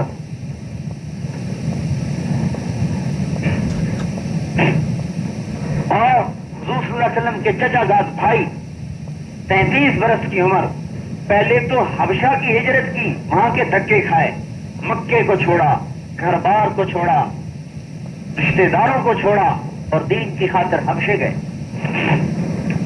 کئی برس تک حبشے میں رہے، 5 ہجری میں مکے تشریف لائے، مدینے تشریف لائے، خیبر کی فتح کے موقع پر آئے، حضور صلی اللہ علیہ وسلم اتنے خوش ہوئے، کہنے لگے اے جعفر مجھے یوں محسوس ہوتا ہے کہ جیسے تیرے آنے کی خوشی مجھے خیبر کی خوشی، فتح کی خوشی سے زیادہ ہے، سمجھ میں نہیں آ رہا کہ میں خیبر کی خوشی پہ زیادہ خوش ہوں یا تیرے آنے کی خوشی پر زیادہ، آنے پر زیادہ خوش ہوں۔ ایسی خوشی ہوئی، ایسی محبت، لیکن ابھی 2 برس بھی اپنے پاس نہیں بٹھایا کہ حضرت جعفر کو بھیج دیا، جاؤ ملک شام میں اللہ کے دین کو پھیلا، اور امیر بنا کے بھیجا، اور یوں کہہ دیا کہ زید امیر ہے، وہ شہید ہو جائے تو جعفر، وہ شہید ہو جائے تو عبداللہ، چچا زاد بھائی۔ جب موٹا کے میدان میں پہنچے اور حضرت زید شہید ہوئے اور جھنڈا حضرت جعفر کے ہاتھ میں آیا تو شیطان سامنے آ گیا، تمثل له الشیطان، شیطان کبھی کبھی سامنے انسانی شکل میں آ جاتا ہے، جن پر اسے گمراہ کرنے کا وسوسے سے زور نہیں چلتا تو پھر باقاعدہ انسانی شکل میں آ کے گمراہ کرتا ہے۔ تو حضرت جعفر کے سامنے آ کے کھڑا ہو گیا، کہنے لگا جعفر تیرے چھوٹے چھوٹے بچے اور جوان تیری بیوی، ارے کیا کر رہا ہے تو، چھوٹے چھوٹے بچے، جوان تیری خوبصورت بیوی، اور تو اس حال میں مرنے پہ آ رہا ہے، تو سوچ تو صحیح۔ تمثل له الشیطان فجعل یمنیہ فی الدنیا، یمنیہ فی الدنیا، دنیا کی تمنا دلانے لگا، بیوی بچے یاد آنے۔ حضرت جعفر نے فرمایا الآن وقد حمی الوطیس، اب آیا ہے میرے سامنے، جبکہ یہاں موت، زندگی اور موت کا مارکا گرم ہے، یہاں بیوی بچے کا مسئلہ نہیں ہے، یہاں اللہ رسول کے نام پہ قربانی کا مسئلہ ہے۔ اور گھوڑے سے نیچے اتر گئے، دل میں یہ خیال آیا کہ کہیں بیوی بچے کی محبت مجھے بھگا نہ دے، گھوڑے سے اترے اور گھوڑے کے پاؤں کاٹ دیے۔ اول من قطع قوائم فرسہ فی سبیل اللہ، سب سے پہلے جس نے اپنے گھوڑے کو قتل کیا کہ کہیں میں پیچھے نہ بھاگ جاؤں، حضرت جعفر سے، اور تلوار ہاتھ میں لی، یا حبذا الجنت واقترابها طیبۃ وبارد شرابها والروم روم قد دنا عذابها کافرۃ بعیدۃ انصابها علی الا قیتها وعابها، بجائے بیوی اور بچوں کو یاد کرنے کی جنت کو یاد کرنا شروع کیا۔ اے جنت تو کتنی پیاری، اے جنت تیرا پانی کتنا میٹھا، اے جنت تیرے چشمے کیسے عمدہ، اے جنت تیرے میں رہنا کیسا اعلیٰ، اے جنت تو کیسی خوبصورت، اے جنت تیرے محلات کیسے عالی۔ جنت کو یاد کرنے میں آگے بڑھتے چلے گئے، ایک ہاتھ کٹا، پھر دوسرا ہاتھ کٹا، پھر 2 ٹکڑے ہو کے گرے۔ حضور صلی اللہ علیہ وسلم مسجد نبوی میں بیٹھے تھے اور آپ کے سامنے اللہ تعالیٰ نے پردہ ہٹایا، جب حضرت جعفر قتل ہوئے تو حضور رونے لگے، آنکھوں میں آنسو آ گئے، کہا ہائے جعفر شہید ہو گیا، نہیں فرمایا شہید ہوا ہے اور جنت میں چلا گیا، اور آپ نے فرمایا کہ اس کے دونوں بازو اللہ کے نام پر کٹے، اللہ نے اس کے دونوں بازوؤں کے بدلے میں اس کو 2 پر عطا کیے ہیں، ان پر وہ جنت میں اڑتا پھرتا ہے۔ تو میری بہنوں، آج ہم اس بات کو کہہ رہے ہیں کہ مسلمان کے اندر سے یہ غم مٹا ہوا ہے، یہ نمازی بھی ہے، یہ روزے دار بھی ہے، یہ حاجی بھی ہے، ہاں یہ تبلیغ میں چلے بھی لگاتا ہے، لیکن اس کے اندر کا غم نہیں بدلا کہ میرے اندر میں حضور والا غم زندہ ہو جائے، اور جس کا غم لے کے مرے گا اسی کے ساتھ حشر ہوگا۔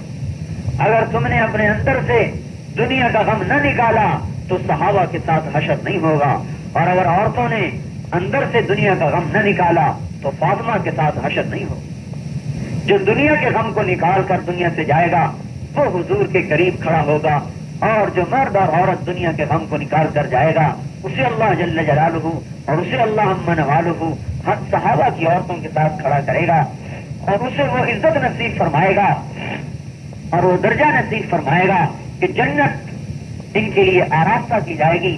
اور اللہ جل جلالہ اس ایمان والی کو جس نے اللہ کے لیے صبر کیا، غم کو برداشت کیا اور اپنے سینے پہ پتھر رکھا اور اپنے آپ کو اللہ کے حکموں پر قربان کیا، یہ عورت قیامت کے دن اٹھے گی اس حال میں کہ اللہ تعالیٰ فرمائے گا ان کو جنت میں پہلے بھیج دیا جائے.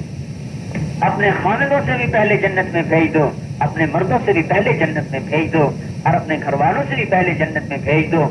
60 ہاتھ اونچا قد ہوگا، 60 ہاتھ اونچا قد ہوگا اور جنت کے 70 جوڑے پہنائے گا اور ہر جوڑے کے 70 رنگ ہوں گے اور ہر گھڑی میں ہر جوڑا ہر رنگ تبدیل کرتا ہوگا اور 70 قسم کی خوشبوئیں ہوں گی اور ہر خوشبو کی مہک الگ ہوگی اور اس کے سر پہ تاج ہوگا جس تاج کا ادنا موتی مشرق مغرب کو شرماتا ہوگا. اور اللہ وہ حسن و جمال اس مومن عورت کو دے گا کہ اللہ پاک نے جنت کی حور کو قرآن میں بڑا بیان کیا ہے اور حضور صلی اللہ علیہ وسلم نے ایک موقع پہ بیان فرمایا کہ جنت کی حور اتنی خوبصورت ہے کہ اگر اس کی انگلی کا ایک بورا سورج کے سامنے آ جائے تو سورج اس کے سامنے ایسے غائب ہو جائے جیسے سورج کے سامنے ستارے غائب ہو جاتے ہیں. اور اگر جنت کی عورت 7 سمندر میں تھوک ڈال دے تو 7 سمندروں کا پانی میٹھا ہو جائے اور اگر جنت کی عورت مسکرا دے تو اس کے مسکرانے سے ساری جنت روشن ہو جائے. اور جنت کی عورت کا ایک کلائی اگر اندھیری رات میں آ جائے تو اندھیری رات روشنیوں میں تبدیل ہو جائے. اور اگر جنت کی عورت کے تاج کا ادنا موتی دنیا میں رکھ دیا جائے تو مشرق سے مغرب تک سارا جہان چمکتا چلا جائے. اور جنت کی عورت کے گالوں میں جب اسے دیکھے گا تو ایسی خوبصورت ہوگی کہ جنت والے کو اپنا چہرہ اس کی گالوں میں نظر آئے گا. لیکن دنیا کی مومن عورت کو اللہ جل جلالہ اس کے اندر کے غم پر، درد پر، عمل پر، فکر پر جنت کی حور سے بھی 70,000 گنا زیادہ خوبصورتی عطا فرمائے گا. اور جنت میں ایک مجمع لگے گا. جنت کی عورتیں کہیں گی نحن الخالدات فلا نموت، ہمیں زندگی رہی موت نہ آئی. نحن الناعمات ولا نبعث، ہمیں جوانی آئی بڑھاپا نہ آیا. نحن الراضیات فلا نسخط، ہم ہمیشہ راضی کبھی جھگڑا نہ ہوا. مومن دنیا کی مومن عورت کہے گی نحن المصلیات وما صلیتن، ہم نے راتوں کو اٹھ اٹھ کے نمازیں پڑھی، تم نے نماز کہاں پڑھی. نحن الصائمات وما صمتن، ہم نے روزے رکھے تم نے روزے نہیں رکھے. نحن المتصدقات وما تصدقتن، ہم نے اللہ کے نام پہ مال خرچ کیے تم نے نہ کیے. نحن المتوضعات وما توضعتن، ہم نے وضو کیے تم نے وضو نہ کیے. حضرت عائشہ فرماتی ہیں ان 4 اعمال پر اللہ تعالیٰ دنیا کی مومن عورت کو جنت کی عورت پر فضیلت عطا فرما دے اور غالب فرما دے. اور جنت کی عورت پر حدیث شریف میں آتا ہے کہ جنت کا ایک مرد ایک جنت کی عورت کے ساتھ بیٹھا ہوگا، کئی برس گزر جائیں گے کہ اس کے اوپر ایک نور کی چمک اٹھے گی. وہ اوپر دیکھے گا تو ایک اور جنت کی حور سے پکار رہی ہوگی کہ آپ ہمارے پاس بھی تو آئیے. وہ اس کے پاس جائے گا، وہ پہلی سے بھی زیادہ خوبصورت ہوگی اور اس کے پاس بیٹھا ہوگا کہ اوپر سے ایک اور نور کی چمک اٹھے گی. وہ دیکھے گا تو ایک اور جنت کی حور سے پکار رہی ہوگی کہ آپ ہمارے پاس بھی تو آئیے. وہ اس کے پاس چلا جائے گا، پھر اس کے پاس بیٹھا رہے گا جب تک اللہ چاہے گا. پھر ایک نور کی چمک ہوگی، ایسا محسوس ہوگا جیسے سورج چمک رہا ہو اور ساری جنت روشن ہوتی چلی جائے. تو وہ حیران ہو کے دیکھے گا یہ کہاں سے آ رہی ہے روشنی اور یہ کہاں سے چمک رہا ہے نور. تو کیا دیکھے گا کہ دنیا کی اس کی بیوی جو مومن عورت اس کی بیوی تھی وہ اسے اوپر کے درجے میں دیکھ کر ہنس رہی ہوگی. اس کے ہنسنے پر ساری جنت نور سے روشن ہو رہی ہوگی. لیکن میری بہنوں آج تو یہ جذبے ہی ختم ہو گئے.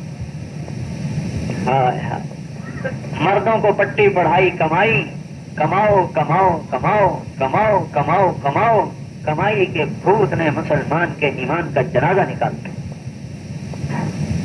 عورتوں کے جذبے زیور کپڑا کپڑا نہیں، ایمان ایمان ایمان پہ مرنا ہے، ایمان پہ جینا ہے، ایمان پہ اٹھنا ہے اور اپنی اولاد کے اندر یہ جذبے پیدا کرنے ہیں اور اپنے گھر والوں کے اندر یہ جذبے پیدا کرنے ہیں آج کے کپڑوں پہ صبر کرو، اللہ جنت کے 70 جوڑے ریشمی پہنائے گا۔ آج کے زیور پہ صبر کرو، اللہ تعالیٰ جنت کے زیور پہنائے گا۔ فرشتہ ایک بیٹھا ہوا ہے جو قیامت تک زیور بنا رہا ہے اور بناتا چلا جائے گا۔ جب سے وہ فرشتہ بنا ہے وہ جنت والوں کے لیے زیور بنا رہا ہے اور بناتا چلا جائے گا اور بناتا چلا جائے گا۔ اللہ پاک اپنے ہاتھ سے زیور پہنائے گا اور اپنے ہاتھ سے جام کوثر، اپنے ہاتھ سے جنت کے چشموں کا پانی پلائے گا۔ فَسَقَاهُمْ رَبُّهُمْ شَرَابًا طَهُورًا، لے میرے بندے پی، لے میرے بندے پی۔ تو ایک اس زندگی کی دعوت تھی جو آج مسلمان سے نکلی اور چھوٹی۔ اس کو تقریروں سے حاصل نہیں کیا جا سکتا، اس کو بات سے حاصل نہیں کیا جا سکتا۔ ہم یہ عرض کر رہے ہیں کہ اللہ کے راستے میں نکل کر، تبلیغ میں نکل کر اس درد کو اندر میں لو بھائی۔ اپنی اولاد کی یہ فکر نہ کرو کہ ان کی روزی کا کیا ہوگا، ان کی یہ فکر کرو کہ ان کی قبر کا کیا ہوگا، ان کے حشر کا کیا ہوگا اور ان کی آخرت کا کیا ہوگا۔ اس درد کو اندر لو کہ ہم نے اپنے بیٹوں کو اس رخ پر لے جانا ہے کہ یہ جنت والے بنے اور یہ آخرت والے بنے، اور یہ دنیا کو لے کر نہیں بلکہ آخرت کو لے کر چلنے والے بنے۔ ایک عورت آتی ہے، یا رسول اللہ آپ کو پتہ ہے میرا ایک ہی بیٹا تھا حارثہ، وہ اللہ کے نام پہ قربان ہوا، مجھے بتائیے وہ کہاں ہے؟ جنت میں ہے تو صبر کروں، دوزخ میں ہے تو فریاد کروں۔ آپ نے کہا ارے ام حارثہ تو کیا سوچتی ہے، انھا الجنان، وہ ایک نہیں وہ تو بے شمار جنتیں ہیں۔ وَإِنَّ ابْنَكِ أَصَابَ الْفِرْدَوْسَ الْأَعْلَىٰ، اور تیرا بیٹا تو جنت الفردوس میں پھر رہا ہے۔ اور سنو، ہمارے گجرا والے کا ایک بہت بڑا تاجر، اللہ نے اسے تبلیغ میں لگایا، اس نے اپنے بیٹے کو سکول سے اٹھا دیا، سکول سے اٹھا دیا اور اٹھا کے مدرسے میں ڈال دیا، رائمنڈ میں اس کو داخل کیا۔ ہمارے ساتھ وہ پڑھتا تھا، 1 سال ہم سے پیچھے تھا، بڑا خوبصورت جوان، حافظ قرآن تھا، اور شادی بھی اس کی انہوں نے کر دی 20 برس کی عمر میں۔ ایک بچی پیدا ہوئی، آخری اس کا سال ہمارے ساتھ۔ میں تبلیغ میں پھر رہا تھا، وہ ابھی مدرسے میں تھا۔ مسجد میں میری اس کی آخری ملاقات ہوئی۔ میں رائمنڈ میں جماعت میں چلا گیا، وہ اچانک بیمار ہوا اور بے ہوش ہوا، اٹھا کر ہسپتال لے گئے، 3 دن تک بے ہوشی میں رہا، پھر اس کا انتقال ہو گیا۔ اس کا باپ ایسا عجیب کہ اس کا ایک آنسو نہیں نکلا، وہیں سے بیٹے کو اٹھایا اور سیدھا رائمنڈ لے کے آ گیا، کہنے لگا یہ تمہاری امانت ہے، تم سنبھالو۔ نہ بہنوں کو پہنچنے دیا، نہ پھوپھیوں کو پہنچنے دیا، انہوں نے کہا نہیں نہیں یہ تمہاری امانت ہے، تم سنبھالو۔ جب اسے قبر میں اتار چکے تھے پھر اس کی بہنیں پہنچی اور اس کی پھوپھیاں پہنچی، اور نے فریاد کی کہ اللہ کے واسطے ہمیں صرف ایک نظر دیکھنے دو۔ چنانچہ ان کے رونے پر پھٹے کو ہٹا کر اسے دکھایا گیا، رائمنڈ کے قبرستان میں ہی تھا۔ ایک لڑکی، میرے ساتھ اس کی بڑی محبت تعلق تھا اور اکٹھے ہم رہیں اوپر رہتے تھے۔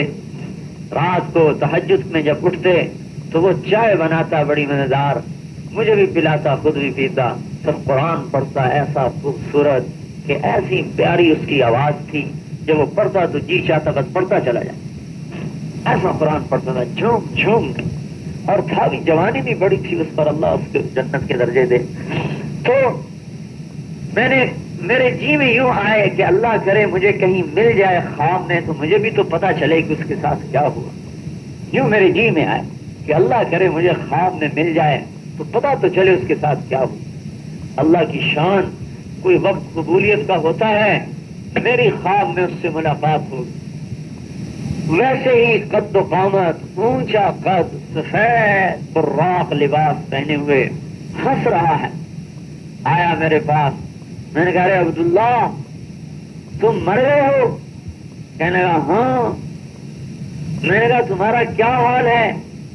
کہنے لگا ان اصحاب الجنت اليوم فی شغل فاکہون ہم وازواجہم فی ظلال علی الارائک متکئون لہم فیہا فاکہۃ ولہم ما یدعون سلام قولا من رب الرحیم۔ ارے طارق کیا پوچھتے ہو، جنت میں ہم کیا کر رہے ہیں؟ جنت میں ہم تختوں پر لیٹے ہوئے اپنی جنت کی عورتوں کے پہلو میں لیٹے ہوئے ہیں، شغل فاکہون، اپنی بیویوں کے پہلو میں جنت میں لیٹے ہوئے ہیں. ہاں، اور کبھی تختوں پر بیٹھ کر جنت کے پھل کھاتے ہیں. یہ اس آیات کا ترجمہ ہے. اور اللہ تبارک و تعالی سے جو ہم چاہتے ہیں وہ ہمیں دیتا ہے، اور جو تمنا کرتے ہیں وہ دیتا ہے. اور اس سے بڑھ کر سلام قولا من رب الرحیم، اور ہمیں سلام بھی کہتا ہے. سلام قولا من رب الرحیم، ہمیں سلام بھی کہتا ہے. میں نے کہا ارے یار تجھے موت کی کوئی تکلیف بھی ہوئی تھی؟ 3 دن تک وہ سکرات میں رہا. کہنے لگا اللہ کی قسم مجھے کوئی تکلیف نہیں ہوئی، بس ایک فرشتہ میرے پاس آیا اور اس نے میرے انگوٹھے کو ہلایا اور کہنے لگا عبداللہ چلو اللہ تمہیں بلاتا ہے.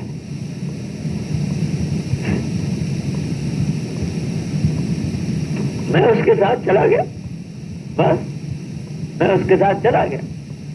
میں کہا تمہاری روح کیسے نکلی؟ کہنے لگا بس ایسے نکل گئی. یوں ہاتھ سے اشارہ کیا، بس ایسے نکل گئی. ہوا میں نے دیکھا ایک چیز اڑتی ہوئی جا رہی. اس کا باپ جانتا تھا کہ میرا اور اس کا تعلق تھا تو میرے پاس آ جائے. مولوی طارق صاحب بتاؤ عبداللہ زندگی کیسے گزارتا تھا؟ ہائے ہائے، ایسے باپ اللہ ہر ایک کہیں پیدا کرتا. میرے پاس آئے، یہ بتاؤ میرا بیٹا کیسا وقت گزارتا تھا؟ متقی تھا، وقت ضائع تو نہیں کرتا تھا، کہیں اسے قبر میں عذاب تو نہیں ہو رہا. درد دیکھو، آج کے باپ کا درد بھی دیکھو. حرام حلال اکٹھا کر رہا ہے، حرام حلال کھلاتا ہے. جب اولاد جوان ہوتی ہے تو پھر باپ کے سر میں بھی جوتے مارتی ہے اور ماں کے سر میں بھی جوتے مارتی.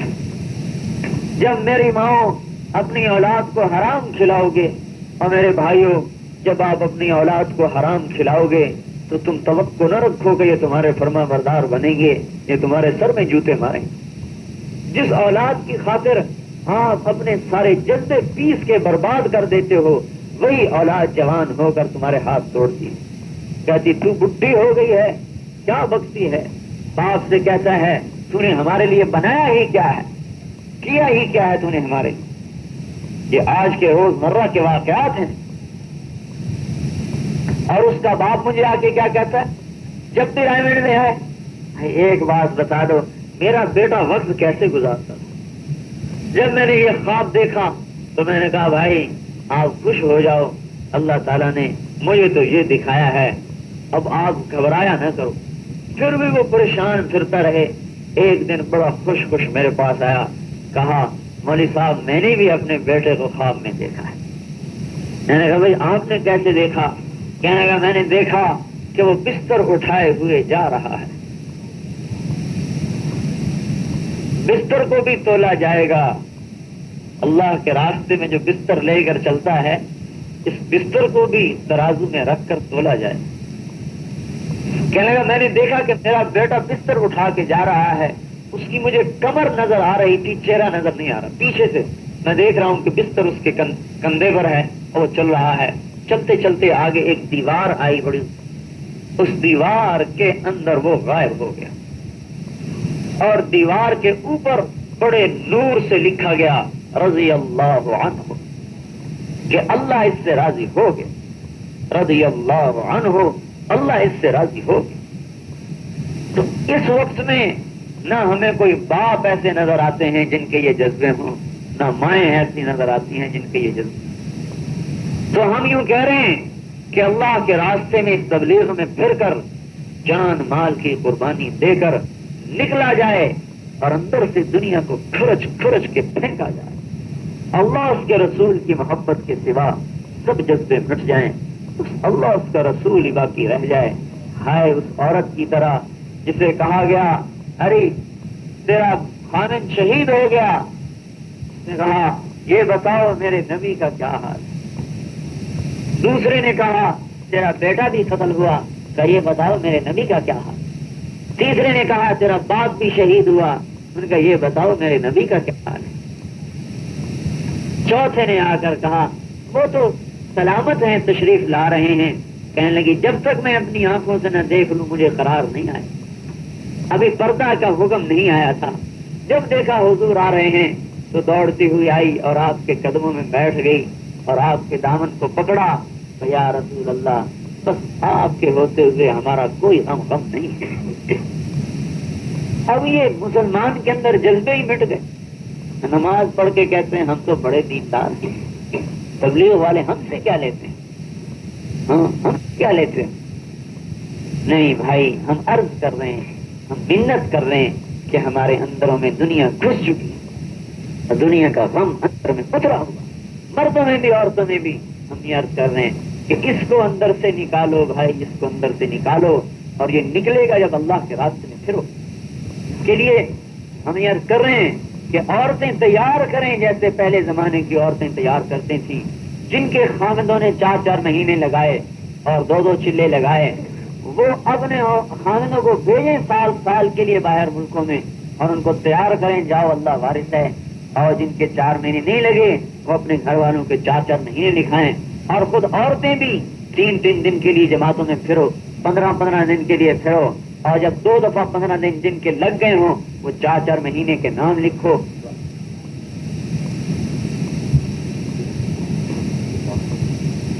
تو ان کو جب آپ اپنے گھر والوں کو اٹھاؤ گی اور ان کے جذبات بناؤ گی تو انشاءاللہ ان کے جذبے اور بڑھتے چلے جائیں گے اور اللہ پاک کی مدد بھی آ جائے گی. اور اللہ پاک کی ذات سے امید ہے کہ اللہ تعالیٰ اپنا فضل فرما دے گا. آج اللہ کی محبت کی نگاہ ہم پہ نہیں.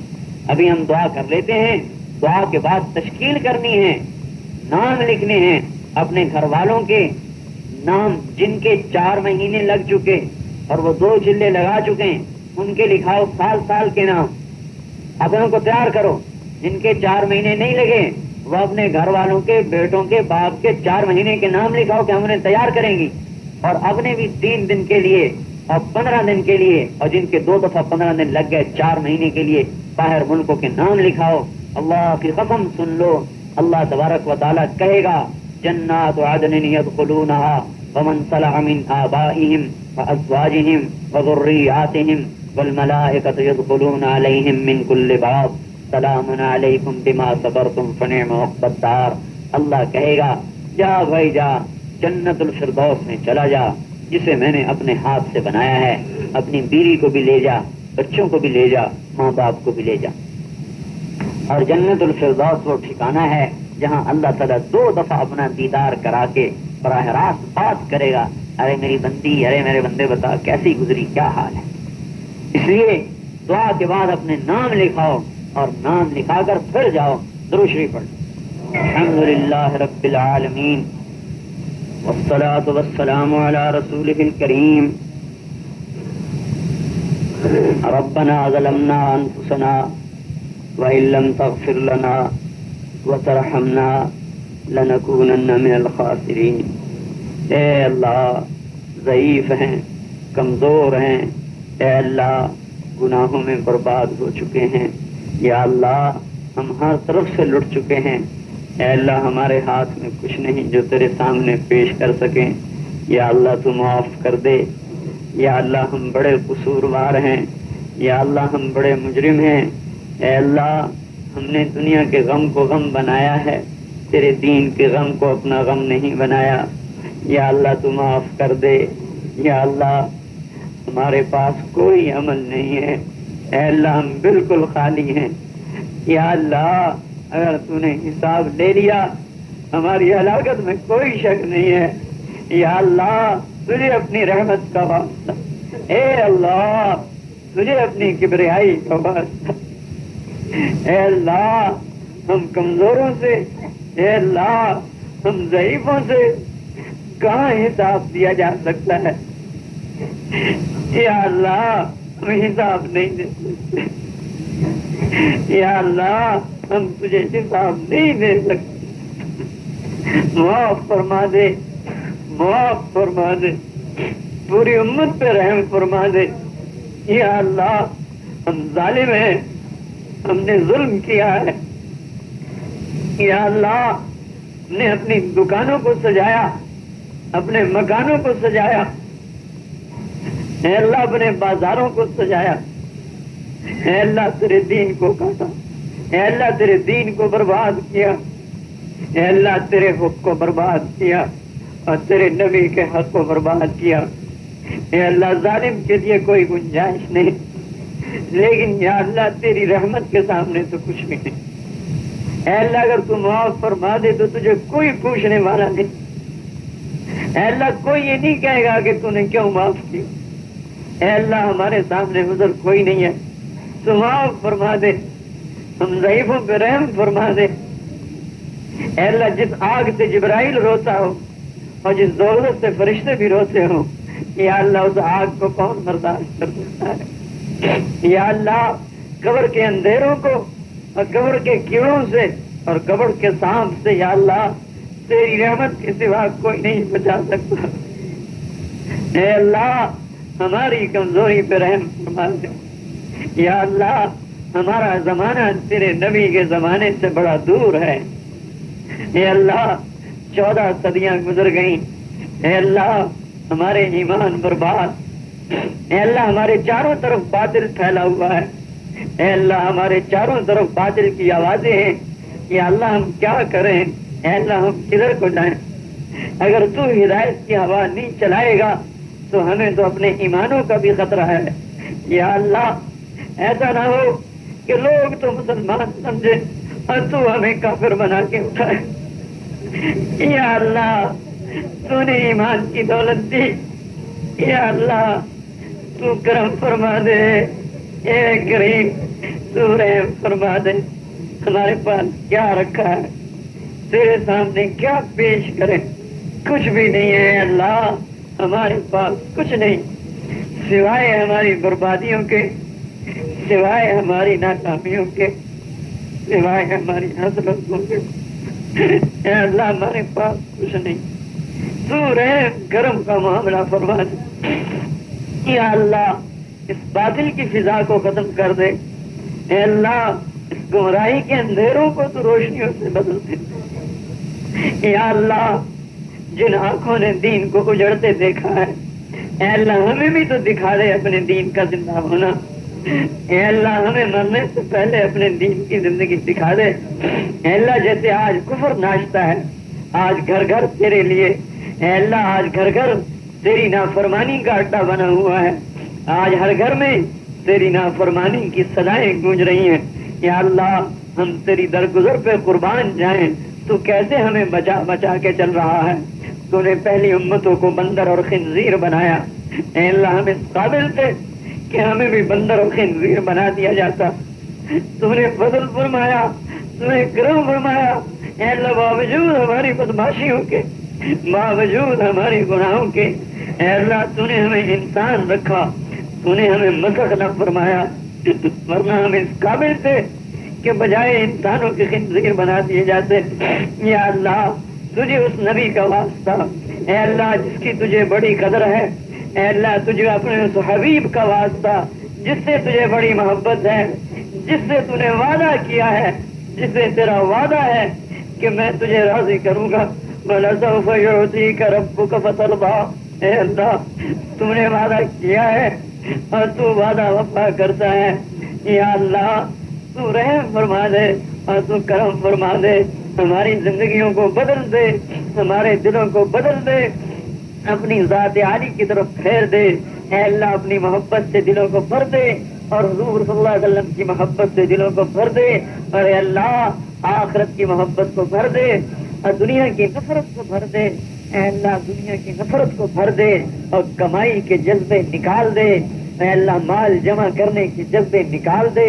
اے اللہ زیور کپڑے محلات کے جذبے نکال دے۔ اے اللہ اپنی محبت کے جذبے بھر دے اور پورے عالم میں دین کو زندہ کر دے۔ اے اللہ ہمارے مردوں میں، اے اللہ تو پاک دامنی کو زندہ کر دے، اور اے اللہ ہماری عورتوں میں تو حیا کو زندہ کر دے۔ یا اللہ تو پورے عالم میں ایک فضا بنا دے، تو قادر ہے۔ اے اللہ آج لوگ کہتے ہیں کہ ہدایت نہیں آ سکتی، اے اللہ تو ہدایت دے کے دکھا دے کہ تو قادر ہے، تو دے سکتا ہے۔ اے اللہ تو دے سکتا ہے، تو دینے پر قادر ہے۔ اے اللہ لیکن ہمارے پاس وہ محنت نہیں، وہ اسباب نہیں جس سے ہم ہدایت کی محنت کو کھینچ سکیں۔ تو اپنے غیب سے اے اللہ دروازے کھول دے، اپنے غیب سے یا اللہ دروازے کھول دے، جیسے تو نے پہلی امت کے لیے کھولے اور جیسے تو نے ہوائیں چلائیں۔ اے اللہ تیری صفت ہدایت آج ہم سے روٹی ہوئی ہے، اے اللہ اپنی صفت ہدایت کا دروازہ کھول دے، اے اللہ اپنی صفت ہدایت کا دروازہ کھول دے، اے اللہ ہمیں اخلاص دے دے۔ ہم ریاکار ہیں، ہم خطاوار ہیں، ہم گناہگار ہیں، اے اللہ ہمارے پاس کوئی عمل تجھے دکھانے کے قابل نہیں ہے، ہر عمل میں نفس و شیطان کا حصہ ہے۔ اے اللہ پردے ڈال دے، تو نے دنیا میں پردے ڈالے، تو نے آخرت میں بھی پردہ ڈالنا ہے۔ اگر تو رسوا کر دے تو ہمیں کوئی بچا نہیں سکتا، یا اللہ تو ہی ہمیں رسوائیوں سے بچا لے اور قبر کی گھاٹی میں امن سکون دے دے، اور اے اللہ حشر کے دن میں امن سکون دے دے۔ اے اللہ جب حضور کا سامنا ہو تو ہمیں شرمندگی سے بچا لے، یا اللہ ہمیں حضور کے سامنے شرمندگی سے بچا لے۔ اے اللہ اپنے نبی کے سامنے شرمندگی سے بچا لے۔ ہمیں کون پوچھے گا اس دن یا اللہ، سوائے تیری رحمت کے کون پوچھے؟ تو ہی کرم فرما دے، تو ہی رحم فرما دے، کچھ نہیں ہمارے پاس یا اللہ۔ نسألک یا ارحم الراحمین، نسألک یا ارحم الراحمین، نسألک یا ارحم الراحمین من خیر ما سألک منہ عبدک ونبیک وحبیبک محمد صلی اللہ علیہ وسلم، ونعوذ بک یا ارحم الراحمین، ونعوذ بک یا ارحم الراحمین، ونعوذ بک یا ارحم الراحمین، واستعاذک منہ عبدک ونبیک محمد صلی اللہ علیہ وسلم، انت المستعان وعلیک البلاغ ولا حول ولا قوة الا باللہ۔ سبحان ربک رب العزة